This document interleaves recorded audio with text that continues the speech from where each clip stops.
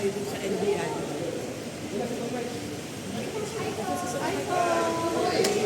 Sir Mike. Pang Mike.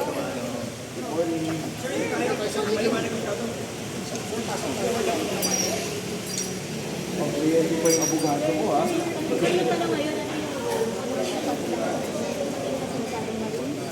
Itatanong ng NBI? May ano ba kayo sir? May role ba kayo? Bakit tumutulong ako sa kanila? Tumutulong ako sa kanila. Why sir, anong klase mga tulong yung green?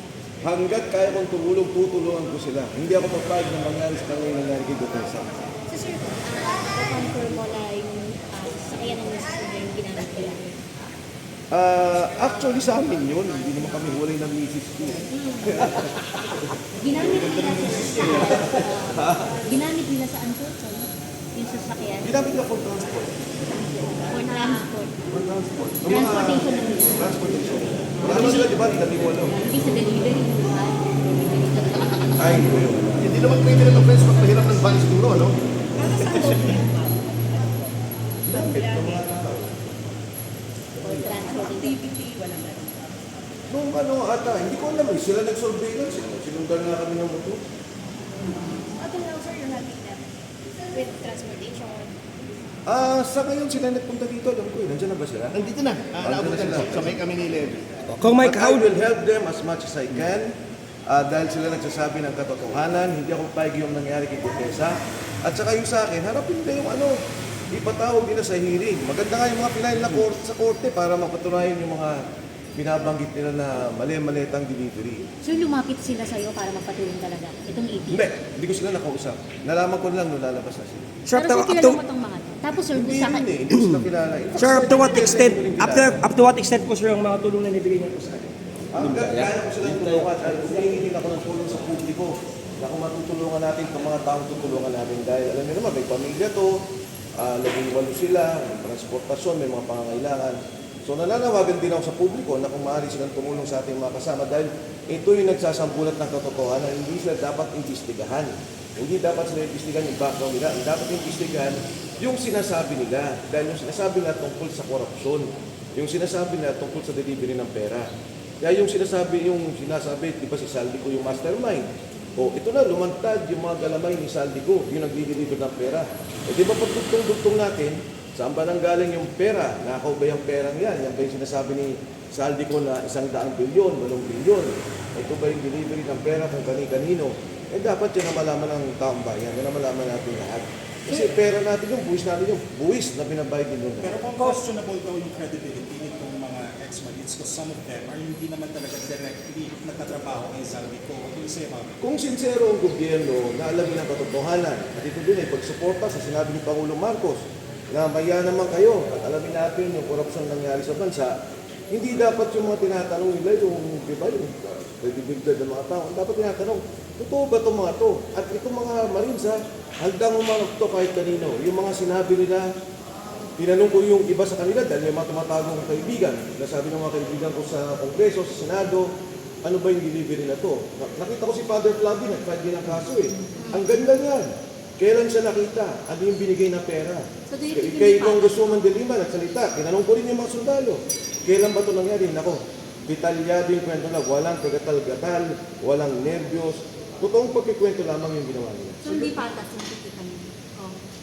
Hindi talaga patas dahil bakit credibility ng mga tao sinasabi, di ba? At ito na nga, umagi na sila, tao kami ni Saldico. Ang sabi ng gobyerno, si Saldico yung mastermind ng pagnanakaw sa gobyerno. Hindi ito yung napapanahon para malaman talaga.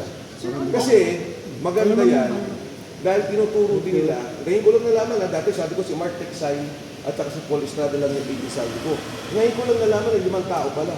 Tapos yung delivery ng pera para lalamog tsaka grab. Pag deliver, may proof of delivery, sasend nila doon sa post nila, tapos isisend doon sa pinag-deliveran na ito po, nadala na po namin. And yan lahat, makikwento nila ng maayos, organisado, at walang pagsasinungaling. Sir, on claims that the Dutertes are behind this, yung 18 ex-Marines, what do you have to say about that? Alam mo kasi, parati sinasabi ng gobyerno, pagka sila na inatuturo, yung mga pintuman, Duterte na kaagad. Sabi ko nga itong mga ito eh. Diba, lahat sila sabi ko, at that time, sabi ko pa nga ang kalaban ni ni Vice President Duterte. Yung Committee on Appropriations, di ba kanya yun, nagsimula na investiga nila. Ngayon naman nagsasabi na yung mga tao ni Saldico, kalaban na naman, sino pa kakampi, sino kalaban? Eh, dapat, tingnan nila mahusay kung gusto nilang talagang makita yung problema ng korupsyon. At itong panawagan ko, hindi lamang sa gobyerno, kundi sa Blue Ribbon Committee. Narinig ko si Senator Soto, sabi niya, hindi daw pwedeng sa Rules Committee, dadamay pending cases. Not true. Decided na yan sa Benetton versus the Senate. Sinabi na kahit na pending case, ay pwede pa rin ipatawag ang mga tao para malaman natin talaga. Dahil yung Blue Ribbon Committee ang iniimbestigahan niya yung anomalya sa flood control scandal. So, dapat yan, ipagdikit-dikit nila yung issue, tingnan nila talaga kung talaga sincero tayo sa investigasyon. Sir, meron daw retired general na nag-recruit sa 103 na dating bodyguard. Ay, ito naman bagong kwento yun. Kasi yung retired general talaga may boss sila eh, di ba? Yung unang ginawa ni Saldico. So may mga tao talaga na mga opisyalis, in fact, hindi lang naman ito yung mga sundalo, may mga opisyalis talaga na kay Saldico. Pero itong mga to, again, ulitin ko hindi ito kumita ng pera. Hindi ito contractor, hindi sila DPWH official, hindi sila congressman o senador. Itong mga taong to nag-deliver lang ng pera. Si Saldico ang boss nila, ang chairman of operations, na itinuturo din ng gobyerno sa ngayon. Si Saldico yung gumagawa ng budget sa ilalim ni Speaker Martin Romualdez. At kung ang claims ng mga sundalo, claims ni Saldico, may delivery kay Pangulong Bongbong Marcos, titingnan ng komite. Dapat nga sabihin nila, hindi totoo yan. Kaya sabihin nila sa komite, mali kayo dyan. Si Speaker Martin lang ang pinag-deliveran. Pwede nila sabihin gano'n eh. Pero yung sabihin totally hindi totoo, walang katotohanan, at ito'y invento lamang, may mali naman yun. They have nothing to gain for telling the truth. In fact, delikado sila ngayon, pinag-iimbestigahan pa sila. At hindi nga, katulad na sinabi ko, yung nangyari kay Gotesa, hindi rin ako papayag. Kung yung logs daw ng air taxi, disputes yung sa mga members ng Marines na nag-deliver sa Ilocos, kay PBBM. Napakadaling imbestigahan yan. Napakadaling imbestigahan sa air taxi. Pakunin niyo yung CCTV sa hangar. Nandyan yan. Pakunin niyo yung pin ng mga cellphone kung magkasama ni Sinsulan ni Saldico. Patingnan nila yung weight ng eroplano. Kasi kung isang tao lang, dalawang tao lang, hindi ganun kabigat eh. Kung lalalim sila sa investigasyon at ipipilit na investigasyon talaga ipalalimin, makikita rin ang katotohanan at mapapatunayan na hindi nagsisinungaling itong mga sundalo. May eksaktong date po ba na ibigay po ito mga Nasa affidavit naman nila yun. Kung sa exactong date. Kasi yung sinabi ko nyari kay Congresswoman Laila De Lima, tinanong ko eh. Sabi ko, may delivery ba kailan? Kailan ba nangyari yun? Hindi lang isang beses eh. Hindi lang isang beses. I-describe na sa inyo kung ano nangyari, paano nagpunta sa townhouse, paano yung pagbibigay ng pera, paano na nakita. So, ano to? Para sa akin hindi ito para sabihin na may politika sila, para sabihin na meron sila gustong ibikin o patunayan, kundi normal na pagkikwento ng mga tao. Sir, paano nga po pala sila na-connect sa inyo, sir? Pero po ito para pinahirap sila ng sasakyan? Kasi si Atty. Levy Baligon, alam ko na at that time, meron na sila mga pag-uusap. Hindi ko alam eksakto sila, pero alam ko may mga pag-uusap. Dahil nga, maraming involved ng mga retired generals both from their camp and from the others. Kumbaga, yung mga gustong tumulong dito sa mga sundalo. So, nung eventually, sabi ni Atty. Baligon, may ganitong mangyayari, may ganitong mga lalabas, sinabi ko, tutulong. Excuse me, akyat muna kami.